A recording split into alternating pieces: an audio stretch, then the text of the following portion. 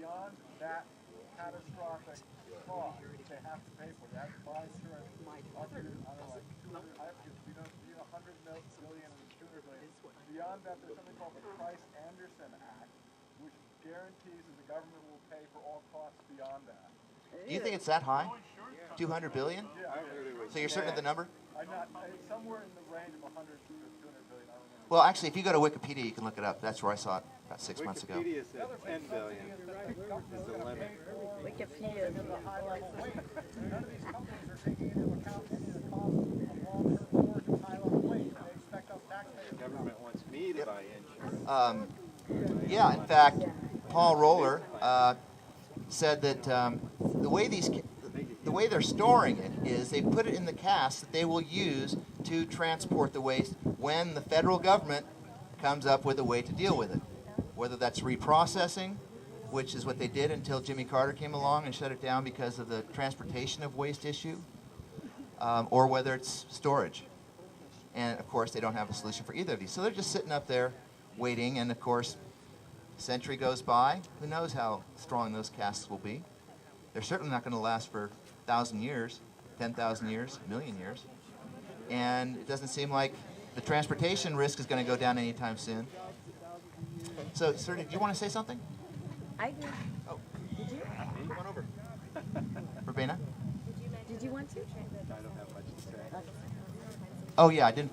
About the believe waste. that, So then there's the low-level waste, which is everything else, and that is shipped out on our highways to where it's stored in Utah, Texas, and Idaho. Those are the three locations. And one of the things about that is that they actually lost three control rods here. And there are three sections that are about 6 inches long. And for the longest time, they thought that they might be in the pools that keep the rods cool. Well, Paul Roller is the person who actually drained those ponds, and they weren't there. So these 3 8-inch sections vanished. Supposedly went to New York, which is likely because it's so radioactive that it couldn't hide. It couldn't just be lying around somewhere.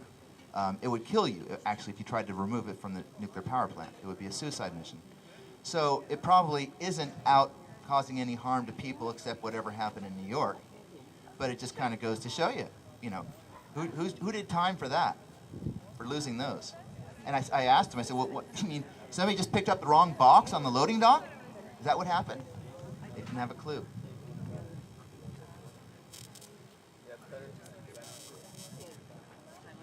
So right now, just a note on transportation and how frequently some of the low-level materials are going out.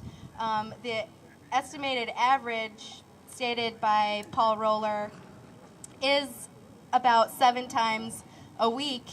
There are these low-level, radioactive materials going out. The thing about radioactivity is no matter really how low level it is, the dilution is almost irrelevant because the stuff doesn't disappear. It just continues to react and react and react until thousands of years from now when it's a slightly less toxic substance, no more radioactive, but still harmful to life.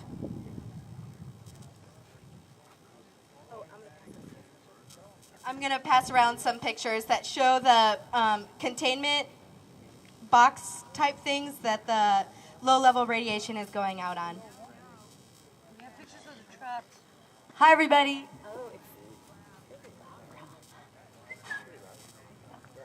Hi, I'm Verbena. Hey, Verbena. I'm an anti-imperialist. Therefore, I am against nuclear stuff and a corporate domination, militarization, all those things that we don't like. I wanted to talk about a few things. The first thing is not a thing, but my friend who's not here, we call her Mama J.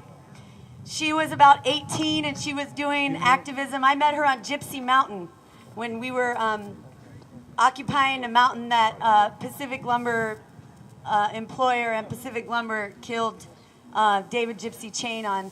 She showed up from Ward Valley where they just had a success against the Department of Energy, and she'd also been at the Nevada test site. and she's vibrant. She was 18 or 19, and a few years ago, or probably about 5 years ago, she started having lots of pain, and the doctors would tell her she was crazy and put her on all these meds and stuff, and the pain was just increasing.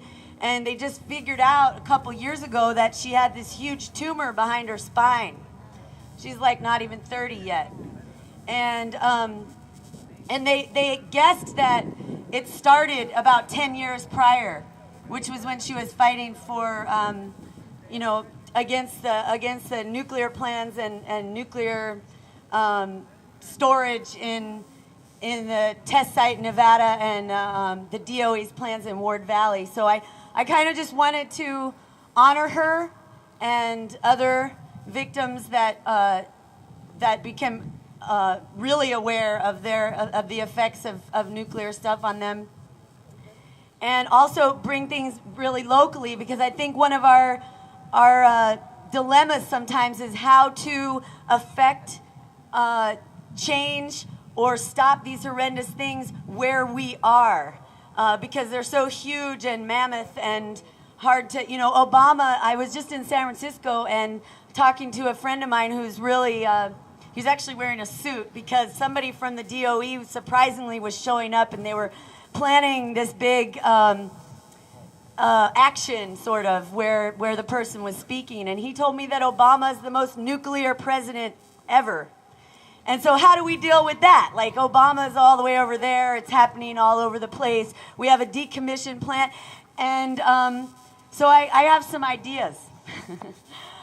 Good. One of them has to do with the highway expansions that are planned, and some of them are happening on the 299, on the 199, on Highway 36, and planned for the Highway 101 through Richardson Grove State Park. And people have heard of that, right? And people have heard, and people have heard of or involved in the struggle with the current struggle to stop or prevent the highway widening through Richardson Grove. Correct? Yay. Okay. So we need more people to do that. And one of the things that we're talking about when there's been people fighting it and talking about it for several years since the plan started, which officially was in 2007. But recently, in the middle or end of January, we started a direct action campaign. And one of the things that is common with direct action campaigns is that people are willing to say things that other people aren't willing to say. And so one of the things we did was we created a graphic with a tank on it, a Walmart emblem, a nuclear symbol, and what was the other thing? Caltrans. And a lot of people upset about that graphic and everything. And what are you talking about? Militarization. What are you talking about? Nuclear. It's just a road widening. They want to probably bring Walmart. Maybe that's true. But what are you talking about? And that was the first time that I heard. So we were talking about what we can anticipate when they widen the highways and crack open this area to all the crap they're doing everywhere. And the increase in nuclear stuff, the increase in militarized policing everywhere, including here, the increase in military presence all over the country, and of course, corporate dominance. Will, who's here, had reminded us that there was a Humboldt Planning Commission meeting just a few years ago where they were discussing the reality of nuclear materials, not from here, but from all over the world, coming into Humboldt Bay. It's a huge bay. It's a relatively low populated area, and bringing nuclear materials in, and facilitated by expanded highways and a more developed port, bringing those nuclear materials to Yucca Mountain. Transporting. Now, we know transporting nuclear materials is a bad idea anytime. But that was an actual conversation. This isn't something we dreamed up to make it sound worse than it really is. But that was an actual Humboldt Planning Commission conversation. Well, when we start talking about the possibility or the plan for nuclear materials to be more traveled through this area, that's when we heard officials and promoters of the plan and bloggers and all that saying, what do you mean? Don't worry about that. That's not going to happen. We're already transporting nuclear materials through Eureka and Humboldt County. Well, we didn't have announcements about that. We don't have escorted nuclear trucks going through. We don't have convoys where we all go, uh-oh, there's the nuclear shit going through. We just heard about it because they were trying to say, oh, no, don't worry about that. It's not getting worse. We just didn't tell you we were doing this every day of the week, driving it by you. So it's my belief that if we can see the manifestation of these bigger problems right where we are and fight them and bust our butts fighting them, then we will keep those bigger things, at least in our region, from it growing. So I would invite people to get involved in the struggle to stop the highway expansion through Richardson Grove, and after we win that one, we'll work on the 299, the 199, the 36. There's people in Carlotta that are already working on that. So Caltrans, they staved them off. Caltrans went down to the eastern end of 36 and starting stuff there. So all this stuff happens in relative secrecy, and we need to bring it to light and fight it. So there was something else that I wanted to talk about related to so my friend Mama J, remember I was telling you about her, and she's probably in bed. She doesn't feel well most of the time. And she told me about, we went to New Mexico probably 8 or 9 years ago, and I learned about the WHIP program. And I can't remember exactly from where to where it was going, but it was through New Mexico, and it's probably happening. And WHIP is some acronym, some horrendous acronym. But the WHIP program is 15 years of trucks carrying nuclear materials in steel, now pay attention to this, in steel caskets being transported to salt caverns. That's how, I don't think the nuclear industry is stupid. I think they're psychotic, but that's just like, that's insane, right? I mean, first of all, to make it, second of all, to transport it, and third, to put steel with nuclear material into salt caverns. So I don't think it's reactionary or overdoing it to say that if we allow this area to be invaded by more government, more corporate dominance, more militarization, we can expect that kind of psychoses to have to be fighting that all the time, So we do have a contact sheet for Richardson Grove Action Now.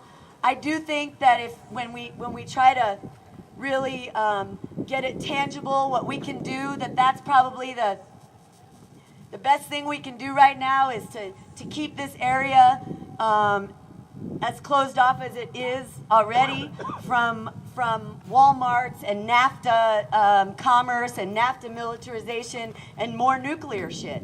So we have meetings every Thursday in Eureka. We also would have meetings in Southern Humboldt if people want, in their living rooms, outside, wherever. And we have written a song, and it's pretty funky, and I'm not going to sing it right now, but it's pretty funky, and it's good. And it's got lots of points about why we must stop the highway expansion through Richardson Grove State Park. And we are going to practice that song, first rehearsal, it's exciting, tomorrow in Eureka at Synapsis at 6. Synapsis is way on West 3rd Street, kind of by the Eureka Corp Op.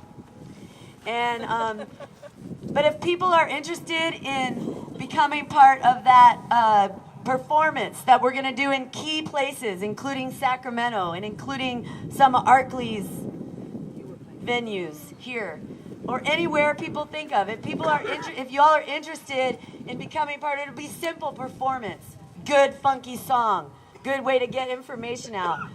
You can write that next to your name on the contact list. You can come tomorrow. You can ask us more about where it is, the rehearsal tomorrow. But we're going to try to have kind of rehearsal after rehearsal and fold as many people into that as we can, all ages.